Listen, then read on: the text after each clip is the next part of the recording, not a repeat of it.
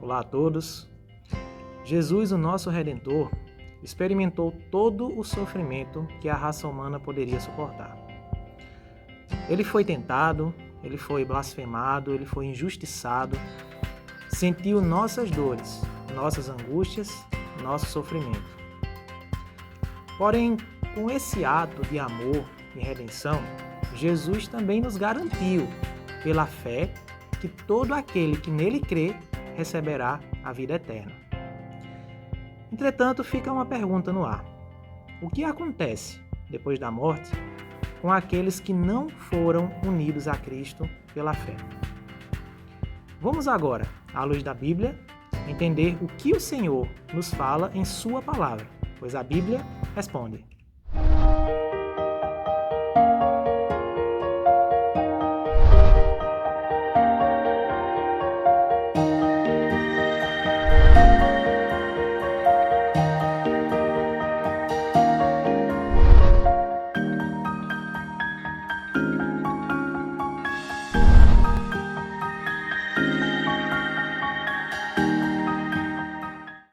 O que acontece depois da morte com aqueles que não foram unidos a Cristo pela fé? No dia do juízo, eles receberão a temerosa, mas justa sentença da condenação pronunciada contra eles. Serão lançados fora da favorável presença de Deus para o inferno, a fim de serem castigados justa e gravemente para sempre. Leamos o que nos diz a palavra do Senhor. Porque Deus amou ao mundo de tal maneira que deu seu Filho unigênito para que todo o que nele crê não pereça, mas tenha a vida eterna. João, capítulo 3, versículo 16. Por mais doloroso que seja o assunto do inferno, nós não podemos ousar em silenciar falar sobre ele. Se o próprio Deus nos fala sobre isso em sua palavra a todo momento, quem seria eu para deixar de falar? Há muitas pessoas que negligenciam este assunto. Há muitos que simplesmente não acreditam. Há muitos que acreditam, mas não querem nem ouvir falar. Pois dói quando enfrentamos a sua realidade exposta na Bíblia, na Palavra de Deus. E o que a Palavra de Deus nos diz sobre o inferno? Bem, podemos fazer um resumo. Inicialmente, dizendo que o inferno é um lugar de intenso sofrimento, que, segundo a Bíblia, serve de habitação para todos aqueles que foram condenados ao castigo eterno. Mas, claro, vamos à palavra do Senhor para compreendermos melhor o seu significado. Lemos primeiramente que é o lugar onde o fogo nunca se apagará e onde haverá choro e ranger de dentes. E se tua mão te faz tropeçar, corta, pois é melhor entrares maneta na vida do que tendo as duas mãos ires para o inferno, para o fogo inextinguível, onde não lhes morre o verme, nem o fogo se apaga. Marcos, capítulo 9, versículos 43 e 44. Então direis, comíamos e bebíamos na tua presença, e ensinavas em nossas ruas. Mas ele vos dirá, não sei de onde vós sois, apartai-vos de mim, vós todos os que praticais iniquidades. Ali haverá choro e ranger de dentes, quando virdes no reino de Deus Abraão, Isaque, Jacó e todos os profetas, mas vós lançados fora. Lucas, capítulo 13, versículos 26 a 28. Podemos ver ainda que o inferno é um lugar preparado para o diabo e os seus anjos. O lugar onde o verme que atormenta o ímpio nunca morrerá. O lugar da destruição eterna. Então, o rei dirá também aos que estiverem à sua esquerda, apartai-vos de mim, malditos, para o fogo eterno, preparado para o diabo e seus anjos. Mateus, capítulo 25, versículo 41. E se um dos teus olhos te faz tropeçar, arranca-o. É melhor entrares no reino de Deus com um só dos teus olhos, do que tendo os dois seres lançados no inferno, onde não lhes morre o verme, nem o fogo se apaga. Marcos, capítulo 9, versículo 47 e 48. Estes sofrerão penalidade de eterna destruição, banidos da face do Senhor e da glória do seu poder. 2 Tessalonicenses, capítulo 1, versículo 9. E ainda podemos ver que é o lugar das mais densas trevas, o lugar onde o castigo é constante, não cessando nem de dia e nem de noite. Ondas bravias do mar, que espumam as suas próprias sujidades, estrelas errantes, para as quais tem sido guardada a negridão das trevas para sempre. Judas, capítulo 1, versículo 13. O diabo, o sedutor deles, foi lançado para dentro do lago de fogo e enxofre, onde já se encontram não só a besta, como também o falso profeta, e serão atormentados de dia e de noite, pelos séculos dos séculos. Apocalipse, capítulo 20, versículo 10. O que podemos resumir com isso? Primeiro, que o inferno é real, o inferno é verdadeiro, tão verdadeiro quanto o céu. A palavra do Senhor nos ensina isso a todo momento. Segundo, apesar de ser amor, Deus também é justiça, uma vez que ele detesta o pecado, preparando um lugar para banir de vez esse mal de sua gloriosa presença. O inferno é a expressão máxima da ira de Deus contra o pecado. Terceiro, o inferno, em sua essência, é um lugar onde o amor de Deus já não existirá. As figuras de tormento, de dor, ranger de dentes, tristeza e tanto sofrimento misturam-se à ausência do amor de Deus e da sua presença favorável, o qual não está ou estará mais disponível como temos em nossas vidas. Estes sofrerão penalidade de eterna destruição, banidos da face do Senhor e da glória do seu poder, quando vier para ser glorificado nos seus santos e ser admirado em todos os que creram naquele dia, porquanto foi crido entre vós o nosso testemunho. 2 Tessalonicenses, capítulo 1, versículos 9 e 10. A existência do inferno nos ajuda a entender as consequências do pecado.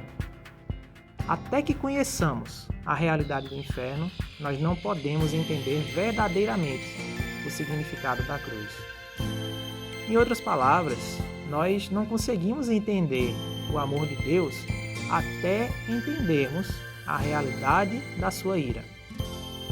Deus não tolera qualquer coisa ou pessoa que seja responsável por destruir a criação e as pessoas a quem Ele ama.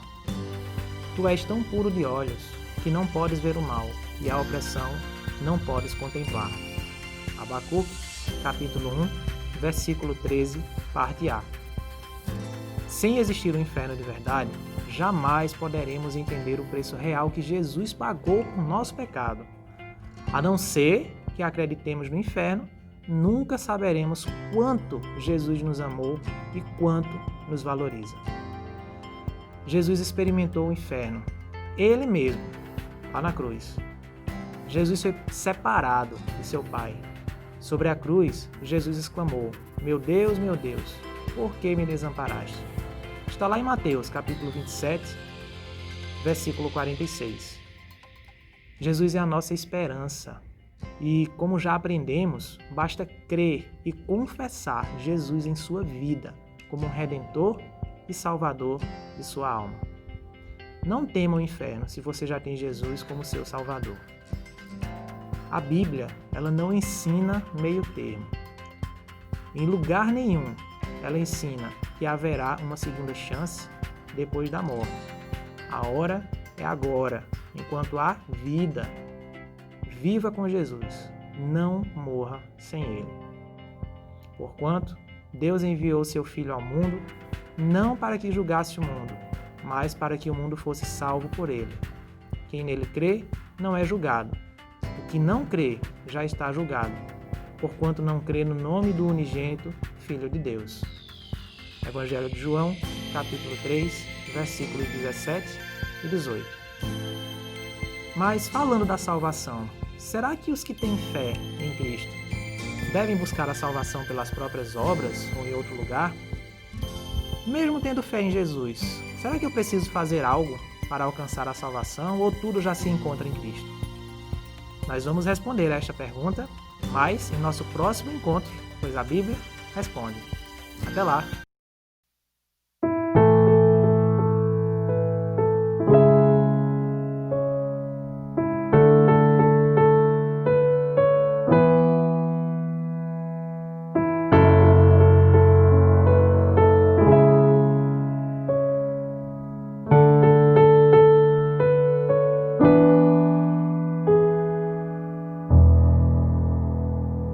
De todas as provas que eu já passei, é bem difícil, Senhor,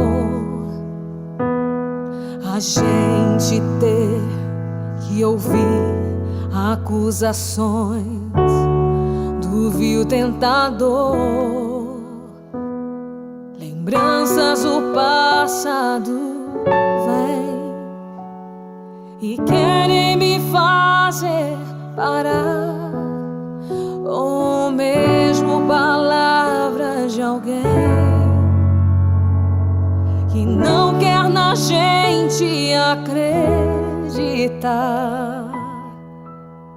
E quase parando sem forças e vigor, a gente lê a palavra e encontra bastante poder para vencer e continuar a jornada, e ver que o passado ficou para trás, pois Cristo na cruz tudo já venceu, e saber que dele não lembra mais. Eu canto pra glória de Deus. Nenhuma condenação há para quem está em ti, Jesus, cuja vida coberta está pelo sangue que desceu da cruz.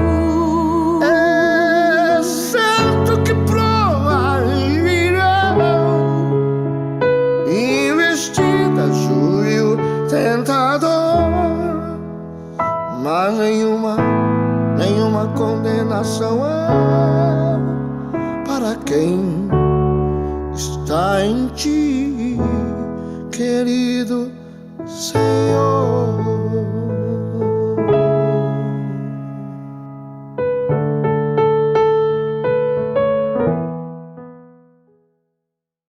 Olá pessoal, estamos de volta mais uma vez e nesse momento nós vamos encerrar o nosso intervalo bíblico dessa semana, fazendo uma oração ao nosso Deus, agradecendo a Ele por esse momento tão precioso que Ele nos concedeu e nos direcionando por meio da Sua palavra, que é o mais importante.